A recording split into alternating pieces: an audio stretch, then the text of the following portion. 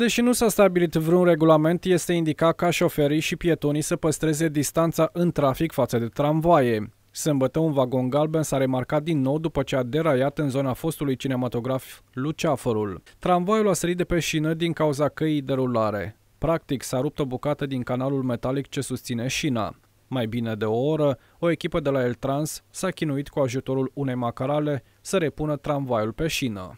Oameni nejudecați să-și bat joc de cetățenii acestui oraș. A pune viața în pericol? Dar și la cei care merg, și la pe trotuar, și în afara trotuarului. Un moment așteptat mult de botoșeneni, dar și de vatmani, ar urma să aibă loc marți, 25 februarie. Eltrans ar trebui să semneze contractul pentru un leasing operațional cu o firmă care va livra 9 autobuze moderne. Imediat ajunse la Botoșani, tramvaiele vor dispărea din peisaj și vor reveni abia după reabilitarea căii de rulare.